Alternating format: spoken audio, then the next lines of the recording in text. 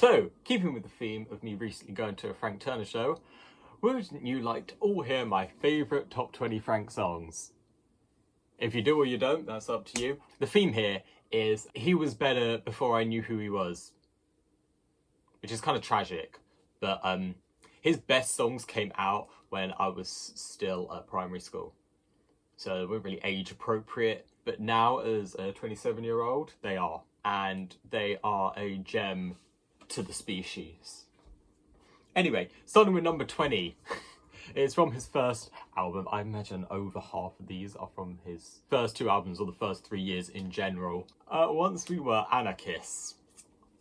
And as someone who used to do political activism, but kind of just saw the whole setup as a bit of a shit show in the end, I really can concur. So for me, this is really just a personal one. It's so blunt and honest. I've got a lot of his first album, Sleepers for the Week. It's just blunt and honest. Next one, number 19. This is quite a few years ahead. It's The Next Storm. It's a very Frank song. I just love how energetic and then upbeat it is. It's so empowering. I wouldn't say freeing, but I guess liberating from anger.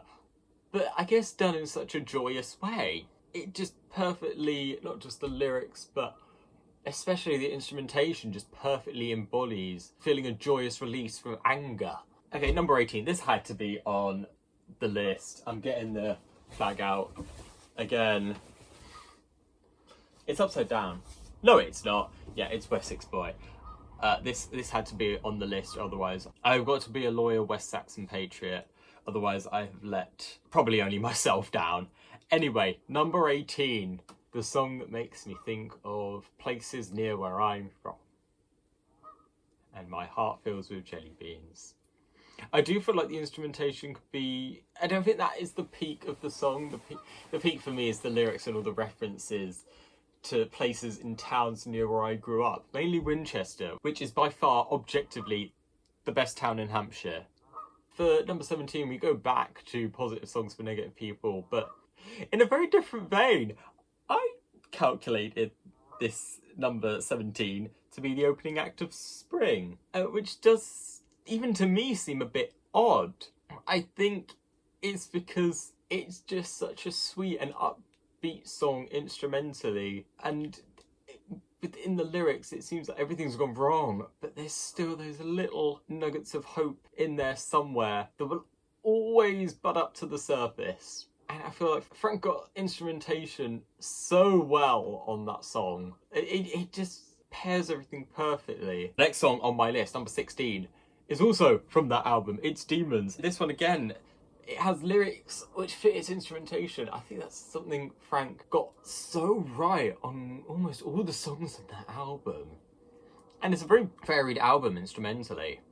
There's some really simple stripped back guitar songs and a lot of rockier, more polished songs, and they all fit their lyrics perfectly. And yet we're so early and I'm already saying that things are just so perfect. But that song, it isn't just like over the top screaming liberating feeling, but again, unlike The Next Storm, it does actually feel liberating, and the lyrics go with that as well. But it's not overly screamy to the point where it just seems cringy. It's balanced really well. For number 15, I have an early one, another one from his first album, The Ballad of Me and My Friends. This is a theme with his first album. It's just so honest. He gives everyone in like local underground music scenes a reference, every role they play, and just really bluntly mentions the feeling of despair for these like early people who are really trying to make a name for themselves, but are just like 99% of people who do this shit don't get anywhere. Is there a point? Actually, you know what? Yes, there is. And I'm gonna reach that point in less than 2 minutes of the song. You don't need a chorus, you don't need a structure. He just goes through all the stages of hopefully having a plan. All these different people all around me while I gig, they've got these plans of hopefully making it big, but fucking hell, it probably won't go big. But even if it won't, I'm gonna pretend like it is. And even if I'm only performing to like 10 people a night, I'm gonna pretend I'm going on some wild, crazy journey. I just adore that theatrical picture painted in your mind. And a very different note, and a bit more forward off of Tape Deck. I think it's the only song from Tape Deck Heart I have in this. No, there are two. This one, number 14, Losing Days. It's something that just draws me to this song. And it's a bit empty. I feel it's the keys that the different sections of the song are in. I don't know, they just come across so delightful to me, even if the song itself is quite sad. I don't know, it's just a really, really sweet song. I love listening to it. And then number 13, Not on an Album. Is it a Frank Turner song? I mean, he wrote it and sang the original, but as part of Million Dead, and then rejigged it for when he started going solo. And damn, he made it sound so much better. So I feel like this is the more elite version, but it's his solo version of Smiling at Strangers on Trains. The lyrics, I mean, to me, they just mean fuck all. It's the instrumentation. And it's not just that, it's that he changed the time signature and completely transformed the song with just his guitar. I've heard the original, it's a mess. But this version, it's just beyond better. It's so perfectly balanced. And for me, just a delight to listen to whilst on a train. And number 12, we've got another one about the homeland, the motherland. Well, the first verse is about it. He mentions the Wessex Downs. It's To Take You Home from his second album. Oh, the start is beautiful. And I love the comparisons between England and France. They are so cliche, but considering he's just making the song so blunt, it just fits it perfectly. I just love that characterization of rough around the edges Englishman falls in love with astute, perfectly poised French girl. It is so silly, but such a sweet song. And it's an utter tragedy that he didn't sing it whilst doing the concert in Meon. Because for the first verse, he talks about that place. And at number 11, Frank will probably hate me for putting this on this list, but I generally just appreciate how honest he is in this song.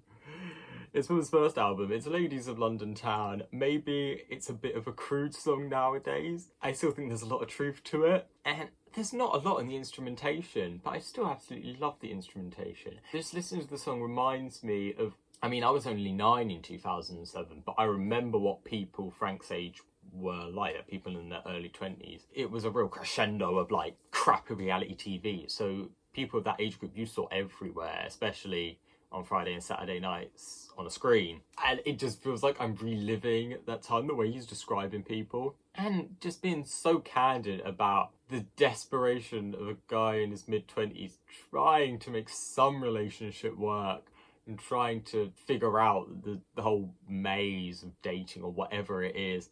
I just find it so earnest, and I appreciate his honesty so much in that song. Again, one where honesty is above all.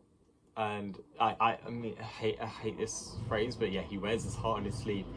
It's, again, from the first 3 years, or whatever EP it was, Front Row. It's just a sweet song about how much he loves a girl from Cyprus.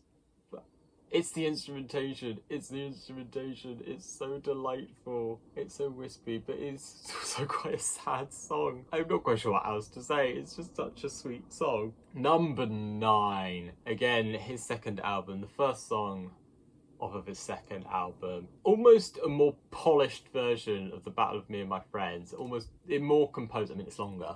And it isn't just a shouty rant, it's almost like a resolution to it. He's saying, yeah, I mean, we're never going to be the top bill, and we're just going to be getting there by the skin of our teeth because we're not on the guest list, whatever. But he's still like, I've got all my friends, they're brilliant people, and no matter what comes of this, I'm giving it my best shot. And I felt like it was so many Frank songs, even in his early days. By the end of the song, he made some resolution. And this then had a third follow-up from his 9th album, The Resurrectionist, perfectly feeding from the line in this song, The Resurrected Spirit of Gram Parsons. although all I really know about him is how he died. This song has had a chain, made a life of its own, and Frank still knows quite a few of the people he mentioned in that song, that he could talk about them in a song he released 15 years into the future. Okay, number 8, maybe forgive me for it being this one. We're keeping up with the honesty and bluntness. Oh, again, another one not on an album. Heartless Bastard Motherfucker. I love how crude that song is. But it's blunt and it's honest, and you've got to appreciate that. Most people who are arseholes won't admit it, and you know, they're actually the sorts of people who do admit they're an arsehole. They're only like a little bit of an arsehole. So we can trust Frank as, for the most part, a decent human being. The fact that he will openly admit when he's a heartless bastard. It's just, I mean, it just, I feel like it's sometimes overused to use the word cunty for things. But it is a bit. It's in a really good way. It's in an earnest way. It's in a way that you can really respect. Okay, so we're now getting to the point where I kind of just think every song is really wispy. I probably tried to describe this emotion so many times in these countdowns I've done before, but where I feel like a song is just so perfect. By the way, if you can constantly hear trains, I'm more by a train line. Anyway, number 7. I wouldn't say this is like the ultimate wispy song, but it's a damn good song. Probably Frank's most perfect example of story writing is I'm Disappeared. And sometimes I really feel that way. I'm not to the extreme where I just have a bag with my passport in it so I can run away. I usually just run away more locally. But that constant need for travel and exploring and experiencing new places, I very much concur. He puts it so eloquently. I love how the song, the instrumentation is so mellow, but there's always a little temper of urgency behind it the whole way through. And it's almost like organized like a song. It has no structure, but there are clear sections to the song. There's just no chorus and verses and whatnot.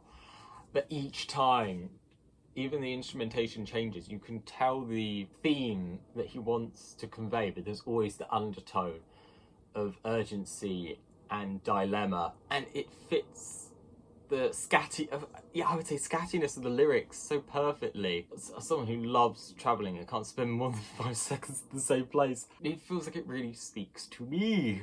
The next song, number 6, I love Worth Keeping. Again, it's another song I can concur with, but we're not going into that. I just love how blatantly honest Frank is in that he'll just admit that this is gone, but he's completely distraught by it. I just appreciate the earnestness.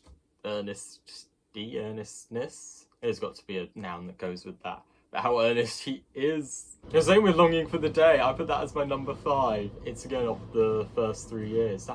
I think that's going to be the most common feature of this list. It's not even an album, it's just a compilation. But I think this was on his first ever release, which he just had some little CDs he sold through his MySpace in like 2005. I was only 7 then. I was never on MySpace, which is probably a blessing to the species. But it's such a sweet song. It's a very long song. It's so sweet though. Again, I guess the same vein of like Ladies of London Town, just the real awkwardness of dating in your early 20s and just being really shy and feeling like an outcast. And he just writes it in the most delightful, sweet song. It's just so perfect. Then my 4th favourite song of his, it is quite a mellow one. There's no real instrumentation. It's all in the lyrics, and it's all about how it doesn't matter how long you've seen somebody, where you've had to go, where you've been travelling, has work got in the way, blah blah blah blah blah.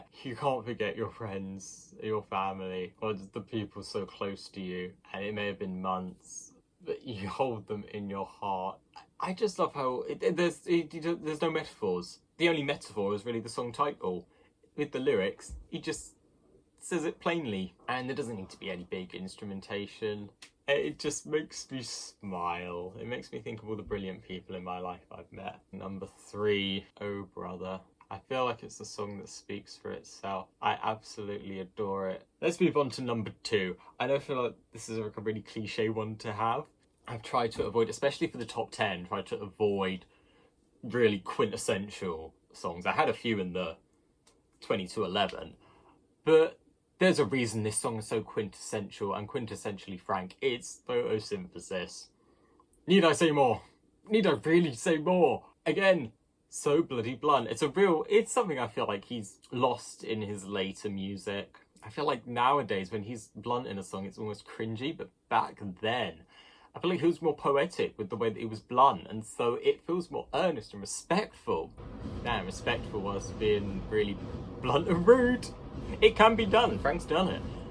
And then we come to number one. I remember when I first heard this song, I think it was at Romford train station. I was looking through Frank's back catalogue, not just on Spotify, but on YouTube. And I found this absolute gem.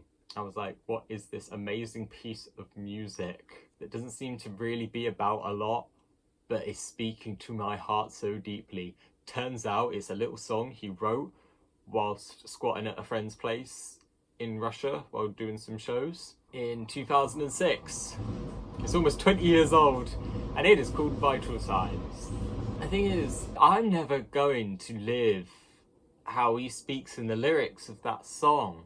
But again, there's still that feeling from I'm Disappeared. I feel like this was his first song he wrote about always being on the move. And he talks about the sort of gritty side, like, I'm barely eating 3 distinct meals a day. It's been a week since I've had a shower. I'm an absolute mess. I look a wreck. But you know what? I love what I'm doing. I love the adventure. And as long... I hate whiskey. I'm never gonna love whiskey. But as long as, you know, I got a drink and I'm smiling, it's all good. Everything's good. It's the real important things that matter whilst you're making some crazy adventure for yourself. Yeah, I may stink and I may be hungry because I'm not eating properly, but I'm surrounded by joyous people. I'm doing what I love. And everything is exciting and new. And I loved seeing how, like, over the albums, this all kind of developed.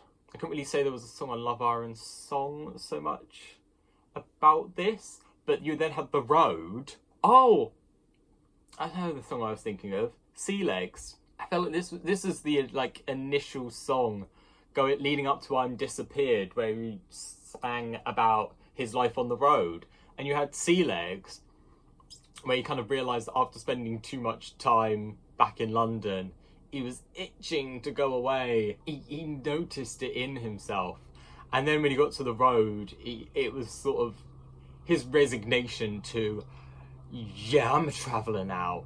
I'm going to be spending most of my life going from place to place to place, playing shows. And then when he got to I Am Disappeared, it's not just that my life is resigned to this constant travelling. I need to do it.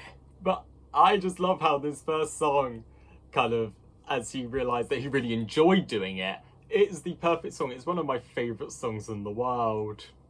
So, that was my top 20 Frank songs and some other ramblings. What are your top 20? Do you even care to figure out? If you do, comment below. I wonder what Frank thinks of these. I would love to know. I doubt he's ever going to see this. But anyway, I've been Jack the Music Lover, and I will see you in the next one, which probably won't be to do with Frank.